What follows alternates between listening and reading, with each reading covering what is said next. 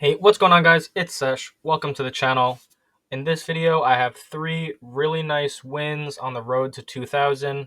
But before we get into all that, I have a more serious topic I want to spend a few minutes discussing. So stick around for that. If you want to skip ahead to the games, go for it. But I highly recommend you hear what I have to say right now. So, what people don't realize about chess, or honestly any game, or even a lot of things in your life that aren't even games, is that your mentality matters so much more than you think it does, and so much more than you realize. So a lot of people believe this false narrative that, oh, in order to rank up, I need to learn more openings, I need to practice tactics, I need to understand the game better.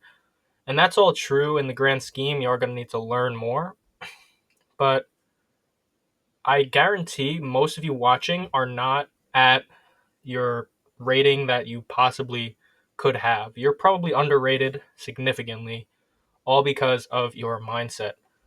So, when we're queuing up for a ranked game, we shouldn't just be queuing up randomly anytime, just kind of playing game after game after game, just banging them out. We need to be more strategical about when we play ranked games. I'm not saying that you shouldn't play chess. Play as much chess as you want to, but play more unrated games. When we play a ranked game, we should be calm first. We should be patient. We shouldn't be rushing into the game. We shouldn't be feeling overly excited about every single move we're going to play. We shouldn't be anticipating our opponent's next move so that we can make a move and we just can't wait to keep playing. Because, guys, trust me, I love chess. I do this. I used to do this all the time, where I queue a game, and honestly, after a while, it starts to become like you're like playing a slot machine, where you're just queuing, and you start to get dopamine releasing from the game to a point where you start thinking less and less, and you just start making moves. You can't wait for your opponent to move so that you can just make your move, and you start rushing. So yes, we should enjoy our games and we should have fun, but it shouldn't be to the extent that we're losing our minds, we're losing our patience. You shouldn't get a dopamine hit from every single move you play. If you hit a nice combo, if you get a nice win, yeah, sure, you should feel good about that. But if you're just playing knight f3, you shouldn't be rushing and getting into that all crazy. So moving forwards, we want to spend a little more time playing unranked games. If you're going to be just queuing sporadically, play as many unranked games as you want. And when you're ready to play a ranked game, play it in the morning. Don't play ranked right after you've been scrolling TikTok for hours and you're in a dopaminergic kind of chasing dopamine state. You want to be in a morning where you haven't gotten any artificial dopamine yet. You can really focus on the game. You don't have anything else going on in your mind, and you can really just be calm and make the best moves that you can get. To illustrate this point, I'm going to show this game, which I am playing white here. Was completely winning, super easy endgame, and I made this move.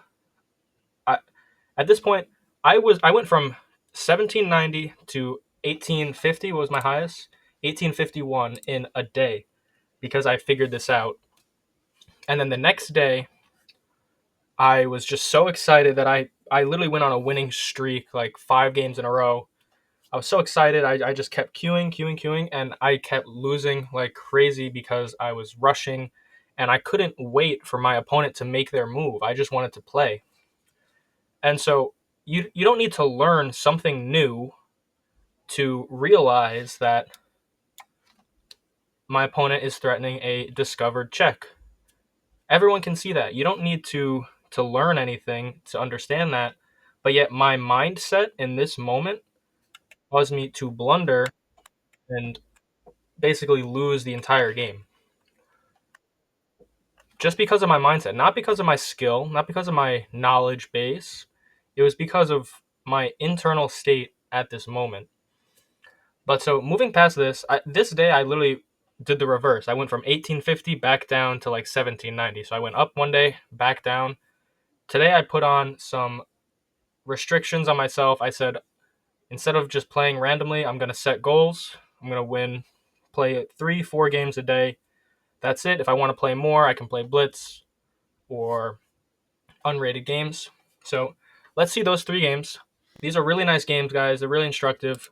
So let's jump right in. My first game here, 92% accuracy, 2350. My opponent rating 2100 game rating. So he wasn't playing badly. This was actually a really tough game. This was an absolute grind getting through this game. So let's jump right into this. So we have a Queen's Gambit declined, developing my knight. Opponent playing somewhat of a London system with black, kind of. Um, Getting my bishop outside the pawn chain here. They pick my knight, so we're going to kick it out. You don't want to leave pieces on your half of the board, especially when they have ability to add pressure. So I go for this. So you can't go here because you're just walking into more pawns. So they drop back, and now... So here I realize that all my pawns are about to be on dark squares, so I decide to trade off and take over these dark squares, and then develop my light square bishop, taking over all the light squares. So we have a really nice position here, but it's a super close position, so nothing's going to be happening super fast. Now, obviously my opponent is threatening to fork my pieces, and I don't want to get my bishop trapped back here behind all their light squared pawns. So I decide to commit my bishop to being outside of this pawn chain. I figure if they kick my knight back, then my knight will have a way to get back outside of the pawn chain here. So I'm not too worried about this. Perfectly fine. We're not really maintaining a pin here, but we don't want to trade this bishop off for a knight. It would be really nice if we could trade it for their bishop. I didn't like the look of this knight aiming with the queen here. It says this move wasn't necessary, but I thought it was a bit of a security move. Obviously, he's not threatening to go there right now, but, who knows. So I drop off, we trade light square bishops, which is exactly what I wanted. I get my rook involved and also make way for my knight to get back into the game. And I do just that with tempo. Now, they have a lot of pieces over here, but our queen is ready to defend against their queen if this knight ever moves. So I decide to open up a front on the queen side. I think we have enough defenders here. With the queen, the rook can always step up, the knight. So we're doing pretty well here. Still a fairly equal position. No direct threats straight away here. So I'm going to open up this file and take it over. Now we can infiltrate. My opponent going here. Obviously, you can't take this because then you get checkmated. So instead, I parry their queen, trade that off, and get my other rook involved. Get both piling up on their weakness. So could have infiltrated here, but this isn't really too weak. And then they're looking at us. So look for weaknesses. We go after their weakness. We win one weakness, and now their position has just collapsed. With just that one pawn, it's really going to be a problem for them. We don't want to give their rook that activity. We don't want to let their rook in here, so we're going to block. Obviously, they can't take this pawn. Now we can get our knights involved, and now my opponent collapsing, looking for only resources to defend, but they just dropped their rook, their knight. We take, and take, and yep, check. So this game basically plays itself from here. Play it out to the end. My opponent not resigning. What a champ. So let's jump into the next game. So this game, we got a Sicilian defense, kind of a Grand Prix. So I'm going to strike in the center. I'm going to take this pawn. It's a free pawn. I want to open things up. Opponent jumping in. We can defend. They trade off. I think it would have made more sense to try and damage my pawn structure here, but that's okay. Going after this pawn, so we're going to kick out the bishop. Defending. Going to finish our development quickly. I think we're going to be losing this pawn back, but that's okay.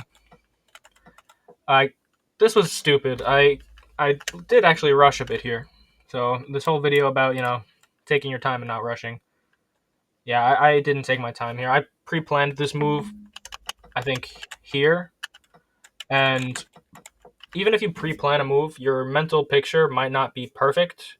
So it's good to look at the position again.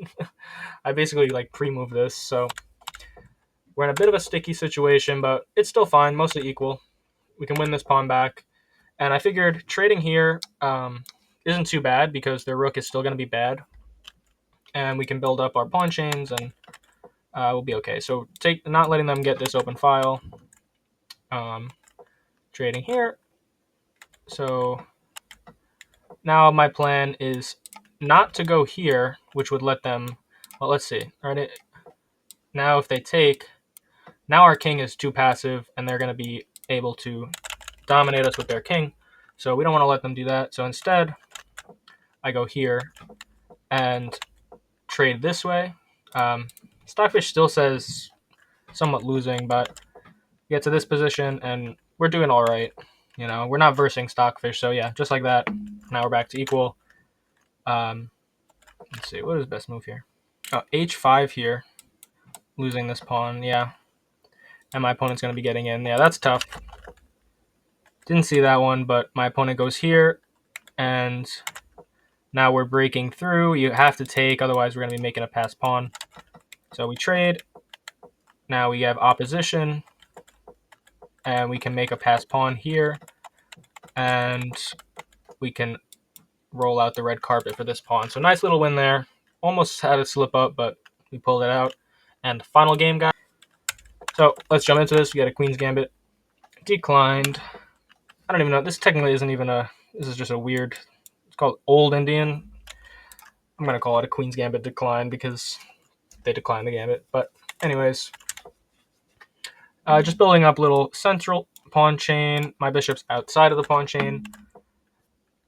Trading off these bishops. Getting my queen to a more active position.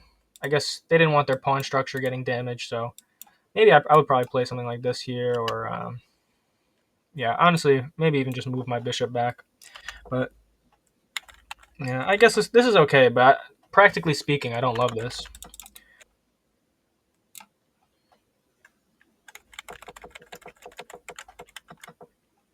So my opponent Fianchettos, we finish our development, and I realize here that we could probably go for a bit of an attack.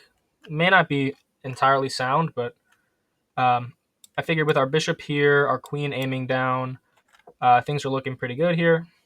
So this isn't really a threat because we can take, so I continue pushing, and my opponent, not thinking, blunders their queen. And honestly, even if their queen wasn't here, I might have just castled long and sacked my rook and just went for this attack full blast. But instead, opponent blunders the queen. I even sacked the rook for good measure and just get in. And yeah, it's going to be a nice little mate here, just like that. So there you go, guys. 3 wins today, 0 losses. We're going to be back at it again tomorrow.